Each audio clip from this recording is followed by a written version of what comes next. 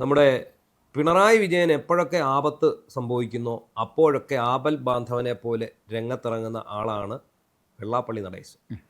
പിണറായി വിജയൻ എന്താണോ ഈ നാട്ടിലെ ജനങ്ങളോട് പറയാൻ ആഗ്രഹിക്കുന്നത്, അതായത് ഒരു മതേതര സമൂഹത്തിന് മുന്നിൽ അല്ലാതെ പറയാൻ ആഗ്രഹിക്കുന്നത്, അതെല്ലാം പറയുന്നത് വെള്ളാപ്പള്ളിയുടെ ചങ്ങായിയാണല്ലോ. അത് ഒക്കെ ചങ്ങായിയാണ്.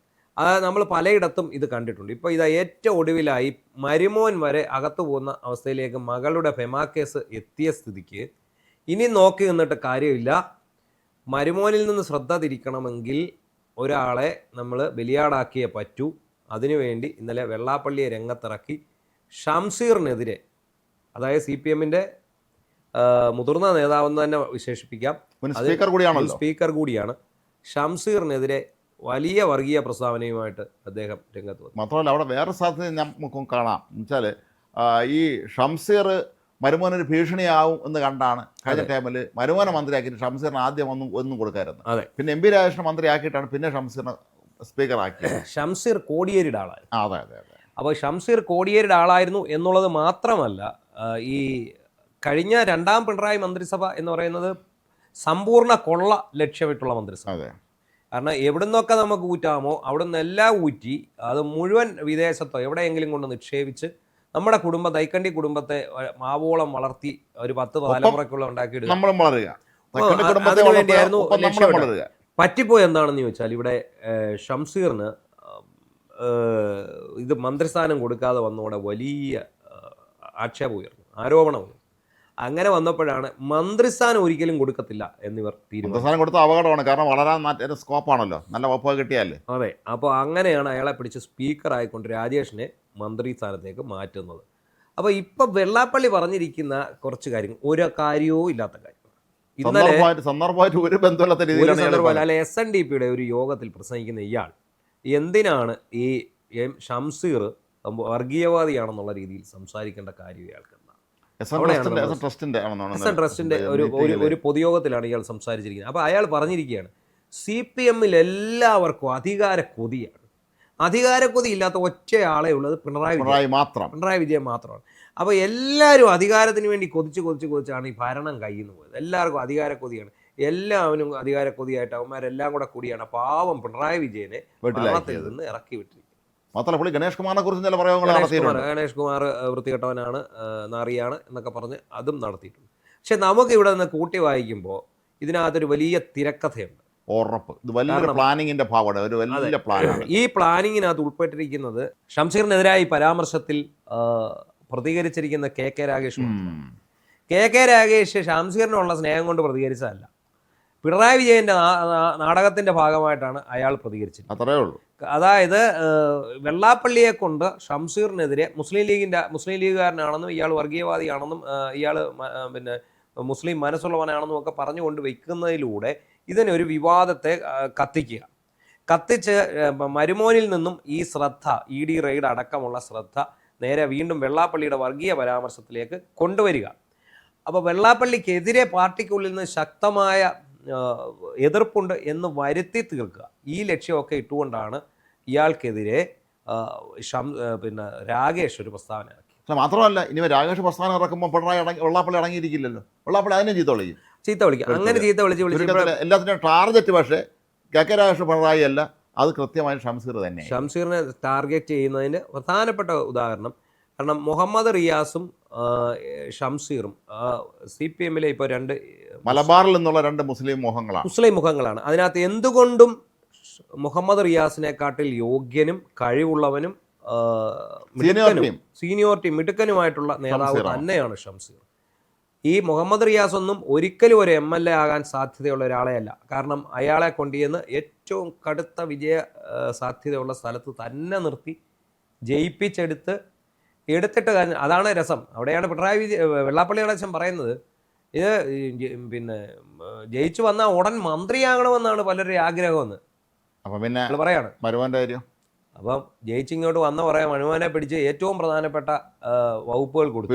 ടൂറിസം പോലെ 2 മേജർ വകുപ്പും കൂടെ കൊടുത്താണ്. 2 പ്രധാന വകുപ്പ് കൊടുത്താണ് അവിടെ ഇരുത്തിയത്. 2 വകുപ്പും കൊടുത്തിരുത്തിയിട്ട് എന്നിട്ട് ഇപ്പോൾ വന്നിട്ട് യാതൊരു ഉളുപ്പുമില്ലാതെ നിലവിലുള്ള ഒരു വിഷയവുമായിട്ടും യാതൊരു ബന്ധവുമില്ലാത്ത ഒരു ടോപ്പിക് എടുത്തിട്ടിട്ട് ശ്രദ്ധ മാറ്റാനുള്ള ഒരു നീക്കം. അല്ല മാത്രമല്ല ഇതിൽ വേറെ വലിയ വിഷയം വരാൻ സാധ്യതയുള്ളത് ഈ വീണ തൈക്കണ്ടിയുമായി ബന്ധപ്പെട്ട കേസിൽ ഇപ്പോൾ അന്വേഷണം ചെന്നെത്തുന്നത് റിയാസിലേക്കും കൂടിയാണ്. അതെ, റിയാസും കേസിൽ കുടുങ്ങും. ഒരുപക്ഷെ അകത്താവുകയോ അല്ലെങ്കിൽ റിയാസിൻ്റെ രാഷ്ട്രീയ ഭാവിക്ക് എന്തെങ്കിലും പ്രശ്നം ഉണ്ടാവുകയോ ചെയ്താൽ ആ സ്ഥാനത്തേക്ക്, ആ ഗ്യാപ്പിലേക്ക്, പിന്നെ മലബാർ മുസ്ലിം എന്നുള്ള ആ ഒരു സ്ഥാനത്തേക്ക് ഈ ഷംസീർ കടന്നു വരാതിരിക്കാൻ വേണ്ടിയുള്ള നേരത്തെ കൂട്ടിയുള്ള ഒരു തടയിടലാണ് ഇതെന്നാണ് എൻ്റെ വിശ്വാസം. അതാണ് ഇതിനകത്ത് ഏറ്റവും പ്രധാനപ്പെട്ട പോയിന്റ്. അതാണ് ഞാൻ പറയാൻ ഉദ്ദേശിച്ചു വന്ന സംഭവം അത് തന്നെയാണ്. കാരണം റിയാസ് ഇതോടുകൂടി തീർന്നാൽ ഇനി അയാൾക്കൊരു തിരിച്ചുവര ഉണ്ടാവില്ല ശശിയെ എന്ന് സിനിമയിൽ പറയുന്ന പോലെ റിയാസിൻ്റെ തിരിച്ചുവര ഉണ്ടാവില്ല. കാരണം ഹവാല ഇടപാട് സഹിതമാണ്. അകത്ത് പോയാൽ പിന്നെ ഈ പാർട്ടിക്കകത്തു നിന്നെടുത്ത് ദൂരെ കളയാതെ വേറൊരു മാർഗവും ഇല്ല. അപ്പോൾ ഇതുവരെ പിണറായി വിജയൻ പൊക്കിക്കൊണ്ടുവന്ന സ്വപ്നങ്ങൾ എനിക്ക് ശേഷം എൻ്റെ മകൻ എന്തായാലും എത്തില്ല. ഇനി അല്ലെ ജിതിൻ രാംദാസ് വന്ന പോലെ ലൂസിഫറിൽ അതുപോലെ വിവേക് കിരണിനെ കൊണ്ട് ഇറക്കണം അദ്ദേഹം എന്തായാലും അയാൾ വരുന്നില്ല. അപ്പോൾ പിന്നെ എന്താണ് ചെയ്യണം? എൻ്റെ പിൻഗാമിയായി ഞാൻ അരിയിട്ട് വാഴിച്ചിരിക്കുന്നു. ആരെ? മുഹമ്മദ് റിയാസിനെ ഞാൻ വാഴിച്ചിരിക്കുകയാണ്. അപ്പോൾ അടുത്ത മുഖ്യമന്ത്രി സ്ഥാനാർത്ഥി മുഹമ്മദ് റിയാസ് ആണ്. അടുത്തതായിട്ട് പാർട്ടിയെ നയിക്കേണ്ടത് മുഹമ്മദ് റിയാസ് ആണ്. അങ്ങനെയുള്ള ഒരു സന്ദർഭത്തിൽ മുഹമ്മദ് റിയാസ് അകത്തു പോവുകയും ഷംസീർ ഉയർന്നു വരികയും ചെയ്താൽ എന്തായിരിക്കും? അല്ല, അത് സങ്കല്പിക്കാൻ പോലും പറ്റില്ല. പിണറായിക്ക് അത് ആ കാര്യം ആലോചിച്ച് ഉറങ്ങാൻ പോലും പറ്റില്ല. അതുകൊണ്ട് തന്നെയാണ് വീണ്ടും നമ്മുടെ സ്വന്തം ചേട്ടനെ കളത്തിലങ്ങ് ഇറക്കി. നമുക്കറിയാം, എപ്പോഴൊക്കെ പിണറായിക്ക് അബദ്ധം പറ്റുന്നുവോ അപ്പോഴൊക്കെ വെള്ളാപ്പള്ളി നടേശൻ അവതരിക്കും. ഇങ്ങനെ പുരാണ സിനിമയെ കാണിക്കുന്ന പോലെ ഇങ്ങനെ കയ്യും വെച്ച് അവതരിക്കും. 2018 ശബരിമല യുവതീ പ്രവേശനത്തിൻ്റെ പേരിൽ ഉള്ള സ്ത്രീകളാണെന്ന് പറഞ്ഞ് കുറേ ആക്ടിവിസ്റ്റുകളെ ശബരിമല കയറ്റാൻ ശ്രമിച്ചു. എന്നിട്ട് ഇത് തെറ്റായിപ്പോയി എന്ന് ഇവർക്ക് ഉറപ്പുണ്ടായിരുന്നിട്ട് പോലും അതിനെ പ്രതിരോധിക്കാൻ വേണ്ടി നവോത്ഥാന മതിലുണ്ടാക്കി അതിന് മുന്നിൽ നിന്നുകൊണ്ട് NSSനെയും ഇവിടുത്തെ ഹൈന്ദവ സംഘടനയുടെയും ഊടുപാട് ചീത്ത വിളിച്ചുകൊണ്ട് നവോത്ഥാന സമിതിയുടെ ചെയർമാനായിട്ട് വെള്ളാപ്പള്ളി നടേശൻ്റെ നേതൃത്വത്തിൽ ഇറങ്ങി. അതൊന്ന്.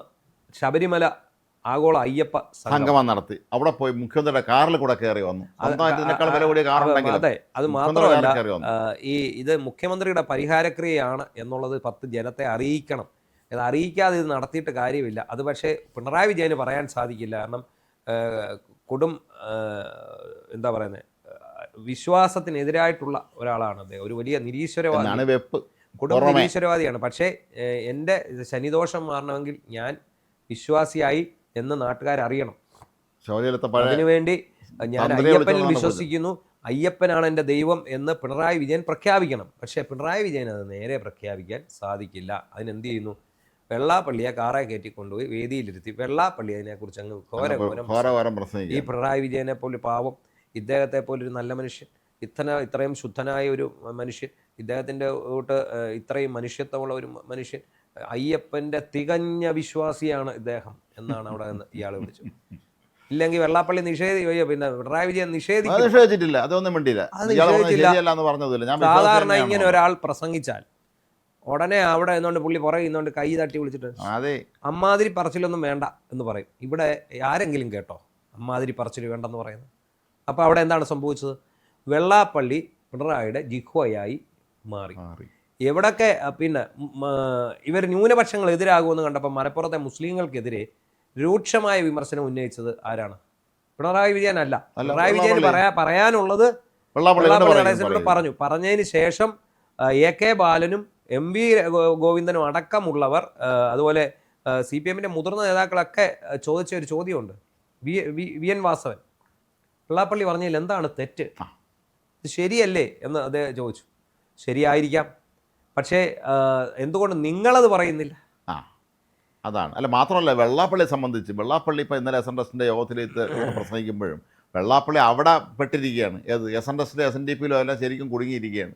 SNDPയിൽ ഇപ്പോൾ താൽക്കാലം കോടതിയുടെ ഉത്തരവിൻ്റെ മറവിൽ അതിൻ്റെ ബലത്തിലാണ് അവിടെ അവിടെ ജനറൽ സെക്രട്ടറിയെ തുടരുന്നത് തന്നെ. അപ്പോൾ അങ്ങനെ നോക്കുമ്പം പിന്നെ വെള്ളാപ്പള്ളി വേറെ ആർക്കും വേണ്ട, ആ പാടെ വേണ്ടത് പിണറായിക്ക്. അതുകൊണ്ടെന്നാൽ ഞങ്ങൾ അങ്ങോട്ടും ഇങ്ങോട്ടും കാര്യം പരസ്പരം കഴുത്ത് പറ്റാൻ മുങ്ങിയിരിക്കുന്ന രണ്ടുപേരും തമ്മിൽ അങ്ങോട്ടും ഇങ്ങോട്ടും പിടിക്കുമല്ലോ. അത്രേ ഉള്ളൂ. അതിൻ്റെ ഒരു പ്രതിഫലമായിട്ട് നമുക്ക് കാണാൻ കഴിയുള്ളൂ. അല്ല, ഈ KK രാഗേഷ് ഇതിനകത്ത് പ്രതികരിക്കുന്നത് കണ്ടായിരുന്നു. അതിനകത്ത് പറയുന്നുണ്ട് ഇയാൾ ഭയങ്കര വർഗീയവാദിയാണെന്നും ഇയാൾക്ക് സമുദായത്തിൻ്റെ പിന്തുണയുണ്ടോ എന്നും ഒക്കെ ചോദിക്കുന്നുണ്ട്. ഇത് നാടകമാണെന്ന് ആർക്കും തോന്നത്തില്ല. പിണറായി വിജയനൊക്കെ പിണറായി വിജയൻ്റെ അടിമകൾ, ഇയാളുടെ ഉച്ഛിഷ്ടോ അമേദ്യം മൃഷ്ടാനം വെട്ടി വിഴുങ്ങി 4 നേരം ആസനത്തിൽ വാലും ചുട്ടിയിരിക്കുന്ന അണികൾ, KK രാഗേഷിനെ പോലുള്ള അണികൾ, അവർ വിചാരിച്ചിരിക്കുന്നത് നിങ്ങളെപ്പോലെ മണ്ടന്മാരാണ് ഈ ലോകത്തുള്ള മുഴുവൻ ജനങ്ങളും എന്ന് കരുതരുത്. അവർ മണ്ടന്മാരല്ലാന്ന് കഴിഞ്ഞ ഇലക്ഷൻ അവർ തെളിയിച്ചു കഴിഞ്ഞു. നിങ്ങളിപ്പം പിണറായി വിജയന് വേണ്ടി വെള്ളാപ്പള്ളി നടേശൻ ഡബ് ചെയ്യുന്നത് നമുക്ക് കാണുമ്പോൾ മനസ്സിലാവും. പിണറായി വിജയൻ ചുണ്ടനക്കുന്നില്ലെന്നേ ഉള്ളൂ. പിണറായി വിജയൻ വാ അനക്കും, പക്ഷേ ഡബ് ചെയ്യുന്നത് ആരാണ്? വെള്ളാപ്പള്ളിയാണ്. കാരണം വെള്ളാപ്പള്ളി നടേശന്റെ സ്വരത്തിലേ നിങ്ങളത് വെളിയിൽ കേൾക്കുകയുള്ളൂ. ഇത്രയും ആർജവും ധീരതയും ഓജസ്സും ഇന്ദ്രനെയും ചന്ദ്രനെയും ഒന്നും പേടിയില്ലാത്തവനുമായിട്ടുള്ള പിണറായി വിജയൻ എന്തിനാണ് വെള്ളാപ്പള്ളി നടേശനെ കൊണ്ട് ഇതെല്ലാം പറയിപ്പിക്കുന്നത്? അയാൾക്ക് സ്വന്തമായിട്ട് പറഞ്ഞൂടെ? അത് പറയാൻ പറ്റില്ലല്ലോ. അത് പറ്റൂല. അത് ഞങ്ങളുടെ മതേതര മുഖം മൂടി അഴിഞ്ഞു വീഴും. മാത്രമല്ല മരുമോന് വേണ്ടി എന്ത് ത്യാഗം സഹിക്കുക, അതിന്റെ ആദ്യ ഘട്ടം തന്നെയാണ് ഈ ഷംസീറിനെ റെഡിയാക്കുക എന്നുള്ളത് തന്നെയാണ് ഇപ്പോൾ ഈ ഷംസീറിനെ റെഡിയാക്കുക എന്നുള്ളത് മാത്രമല്ല, ഇതിൽ നിന്ന് ഈ ശ്രദ്ധ തിരിച്ചുവിടുക. ഇപ്പോഴത്തെ നിലവിലത്തെ ED റെയ്ഡും വീണ തൈക്കണ്ടിക്കും മരുമകൻ റിയാസിനും എതിരായിട്ടുള്ള കേസുകെട്ടുകളും തിരിച്ചുവിടുക. അതാണ് ഇവരുടെ ലക്ഷ്യം. ആ ലക്ഷ്യം സാധിക്കുന്നതിന് വേണ്ടിയാണ് വെള്ളാപ്പള്ളി ഇറക്കിയിരിക്കുന്നത്. വെറുതെയാണ്. നിങ്ങളുടെ അണികൾ തന്നെ നിങ്ങളെ കാലേവാരി നിലത്തടിക്കുന്ന കാലം വിദൂരമല്ല. നിലത്തടിച്ച് കഴിഞ്ഞു. ഓൾറെഡി കഴിഞ്ഞു. ഇനി ആകെ പിണറായിയുടെ ഈ എന്താ ചാരം ഒഴുക്കുന്ന ഒരു പ്രവൃത്തി മാത്രമേ ബാക്കി ചെയ്യാനുള്ളൂ. അതുകൂടെ അവരിപ്പോൾ ഉടനെ ചെയ്തോളൂ.